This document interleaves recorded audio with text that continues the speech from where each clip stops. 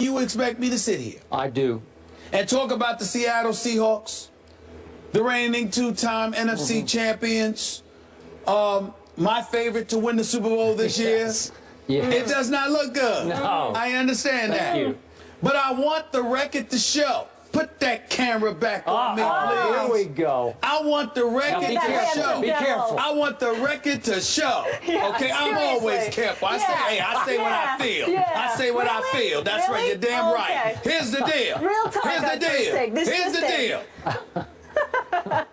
I said before this season that the Seattle Seahawks would return to the Super Bowl and win. Yeah, You did. Yeah. And I am even more adamant about it after yesterday's loss. Oh, now you sound like me. I feel absolutely, positively adamant about it. This is the worst thing that could have happened to the rest of the NFL. Oh, the fact that's that how they we're were going up, to spin the this fact one. that they were up 24-7. The fact that Andy Dalton, I'm talking about Mr. Richie Cunningham of the new millennial, okay? The Red Rifle. That's right. That dude, Andy Dalton. Right. That's the Somehow, red for those label. of you out there who don't know Richie Cunningham, Happy Days, very, very That's popular before hit my show. time, but it's during yours. I still loved it. I still still loved love it. Happy Days, Here's too. the deal.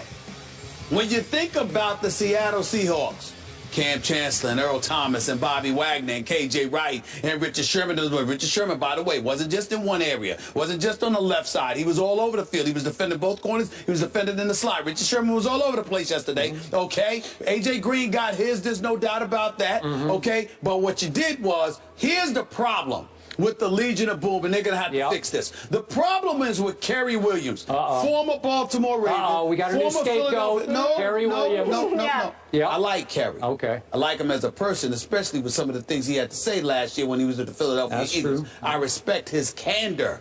But in being candid, the brother's getting exposed. Okay. Everywhere he went, Andy Dalton threw the football.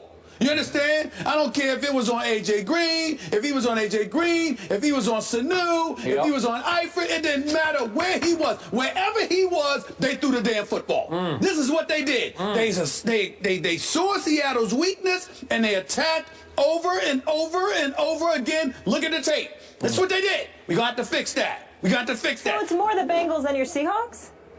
What are you talking about? I'm saying so it's more the Bengals winning than your Seahawks being bad is what you're saying. The Seahawks won. Absolutely. I mean, the Bengals won. Absolutely, it's more the Bengals winning. Absolutely. I'm saying so that's why you're having confidence in them? That's right, because I believe that listen, Byron Maxwell to me ain't that great, all right? But he looked pretty damn good playing alongside the Legion of Boom. Goes to Philadelphia, gets a little bit exposed, all right? He's not Bradley Fletcher, but nevertheless, he is what he is. I look at Kerry Williams. Yesterday was a very, very bad day for Kerry Williams. We're going to have to fix that. I believe they will. I believe ultimately they will get it together. This defense will rise up because they were offended by what transpired yesterday afternoon in Cincinnati. I think they will respond in kind. I don't think they appreciate what Andy Dalton did against them. Let me make sure I double check these numbers right here before I quote it. Andy Dalton, 30 of 44, 331 yards. The Legion of Boom. Y'all gave up 331 yards passing to Andy The most Dalton. in 2 years. Okay? Let me the most in 2 years. Thank you very much. Let me tell you something right there. Somebody's gonna pay for that. Somebody's gonna pay for that. How are they gonna pay? Because the Legion of Boom is going to recognize the errors of their ways. They will respond in kind. They will be back. I have not wavered one bit. As a matter of fact, I am more resolute. And by the way, Beast Mode Marshawn Lynch, did you see him play yesterday? I didn't see him play yesterday. You see him play yesterday? They went into overtime without Beast Mode. I guarantee you Cincinnati would not have come back from a 24-7 deficit had Marshawn Lynch been in the lineup. But that's all right. When you give the man 350-plus carries every daggone year, running them into the ground the way the way Jason Garrett and Jerry Jones ran DeMarco Murray into the ground, these kind of things are going to happen. You're not going to be 100% healthy. So Marshawn Lynch got a little beat up, need a little rest, get his bearings on them, get a little bit healthy and fresh again, and he shall return. And when he does, the Legion of Boom also also will return. They will make amends for this. Mere bag of shells. I'm not concerned. I'm more positive than ever before that they shall return. A matter of fact, it's almost looking like it's going to be a rematch of last year's Super Bowl, to be quite honest with you. Thank you for saying that. So you're admitting that. That's big. Denver might have something to say, but I don't know what's going on with Peyton Manning. We're going to talk about that a little bit later on, too. By the way, before I respond to everything you just said, some kid named Thomas Rawls or Lou Rawls or somebody, I don't know who he is. Yeah. He went 23 times for 169 yards for your Seahawks, That's right. including a 69-yard touchdown run. He was very impressive. Okay, well, could Beast Mode do much more than that? I don't think so. But you got to remember, it's not just about running in terms of accumulating yardage.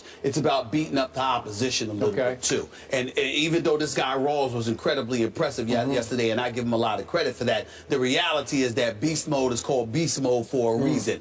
Because having to tackle him and deal with him not only wears you down, but it demoralizes you, as opposed to somebody breaking off a few good plays. There's a different way. It's one thing. It's almost the equivalent. You could get knocked out with one punch, which is not good, but it can happen to any boxer, or you could get beat down over the course of 10, 11, 12 rounds before you fall. It's a difference. One you just lose, the other you get tortured. Beast Mode tends to torture you. Rawls was called Beast Mode in college, for what it's worth. He was. This ain't college. I'm just sharing the American people. Okay, now for some real objectivity on this show, as opposed to what we just heard from across the desk. Oh, this is scary. The Seattle Seahawks should be 1-4 and basically done for the year, because we know what happened on the bat out of hell play last Monday night, which was why I picked Cincinnati yesterday to, quote-unquote, upset Seattle on a short week, having to travel all the way to Cincinnati against a very legitimate Bengals team. And as I told you Friday, their body language is different this year. They look like they truly believe in themselves. And the fact that the Legion of Boom went boom and was doomed in the fourth quarter, blowing a 24-7 lead just in the fourth quarter to Andy Dalton? Are you kidding me? That is reason for concern bordering on fear on your part. And if you spoke your heart of hearts, you'd say, I'm getting pretty scared here. I'm getting scared because this is not good. And if I could speak, to use your word, candid, I'm going to be candid about one of probably your favorite Seahawk, Cam Chancellor. I said when he came back, impressed that he came back. Way to go, Cam. But the whole world, the NFL world, especially the Seattle Nation, Seahawks Nation, said, we have our savior back. And I said, you know what? That's not fair to him. He ain't that great. He is just a safety. He's not the quarterback. And even though he made a great play, all-time great play to almost save that game, it did save the game, but it shouldn't have. Obviously, the bogus call resulted right after that. But my point is, you cannot let him off the hook for yesterday, because Tyler Eifert abused him too many times. Tyler Eifert abused Kerry Williams a couple of times too. But if you check the tape, as you say, it's not just Kerry Williams as the only scapegoat here. Cam had a rough day. Well, that's fair. That's fair, because I meant when I brought up Kerry Williams, I meant with Green, Sanu, and Jones, not Eifert. All right. Cam Chancellor was one of the people on Eifert, not Kerry Williams. So I get a big difference in the game was that the Bengals had Tyler Eifert, and the Seahawks are still stuck with whatever happened to Jimmy Graham, right? So you got a 6'7" tight end over here for the Bengals, who should be making a difference, having a big impact. What did he have yesterday? 3 catches for 30 yards.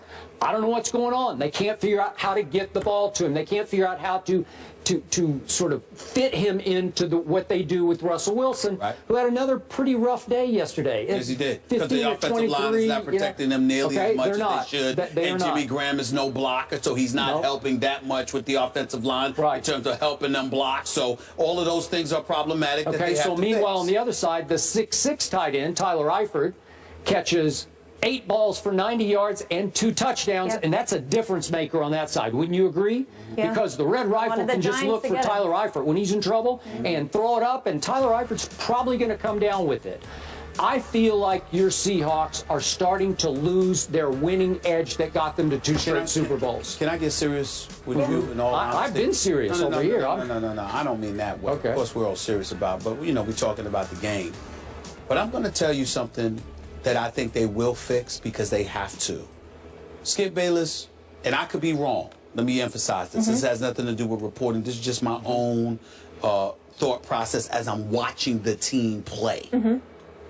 Skip Bayless, Molly, they don't look like they're playing for Pete Carroll the way they used to. Okay, well, that's highly that's part parcel of this whole equation. I agree. They don't. Now, I don't believe that will last because I think over the course of a 16-game season, these moments are rare, and I think grown men appreciate that more than anybody does. And I think look at Richard Sherman. Do you see the same swagger? Nope. Look at. I don't. I look at Bobby Wagner and Earl Thomas. They look the same.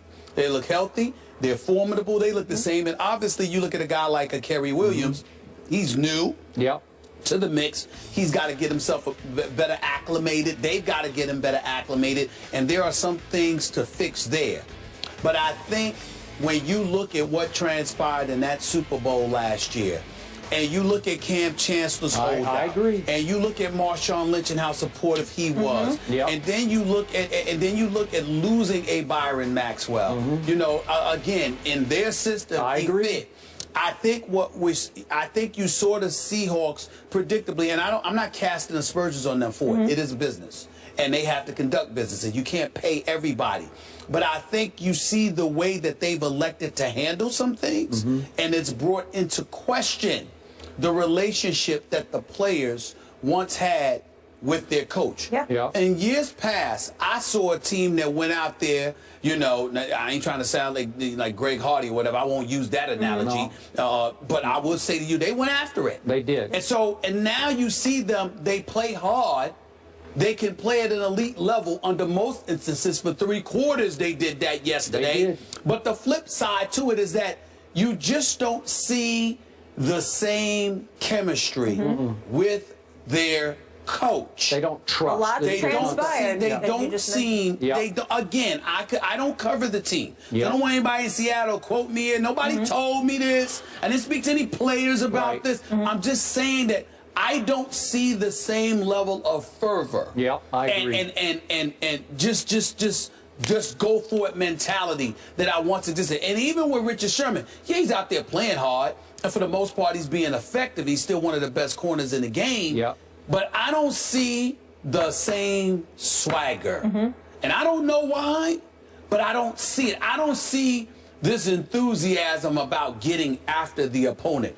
I personally believe that will not last. I personally believe they will get it back. But in fairness to you, I will tell you, I do notice what you're seeing in them. The difference between you and I is I don't believe it will last. Okay. That's it. Okay. Last quick thought on Marshawn. And I am not for a second suggesting that he's jaking it, but is it possible that he has so much distrust of his head coach, he's feeling bitterness over the way Cam was treated, that maybe he's saying, man, I'm not going to rush back and risk re-injury for this guy, for this coach. Well, it's not just, I think it's possible, and let's not just say him, let's say his offensive coordinator, because his mama that's on Facebook post mentioned the offensive coordinator. Now, I mean, I would think Pete Carroll and it would stop there.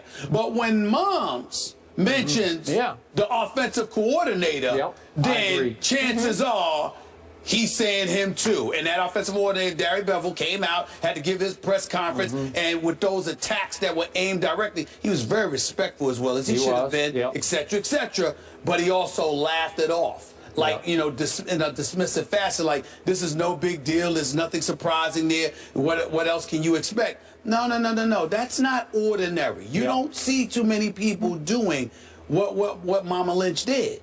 So I think that says something, and that gives us some insight that things are simply not what they used to be. And Pete Carroll, great coach, national champion on collegiate level, Super Bowl champion on pro level, he's going to have to show us what he's made of here to get this team steered in the right direction. The Seahawks are allowing opposing tight ends to catch over 80% of their targets, highest in the NFL. Cam Chancellor has to address that. No he has question. to address that. All right, moving on. We go from Stephen A. Super Bowl pick to Skips. It was a tale of 2 halves for Tom Brady, and we had a psycho Tom sighting. What did his second half performance against the Cowboys say about him? We'll get into that on the other side. Stay here.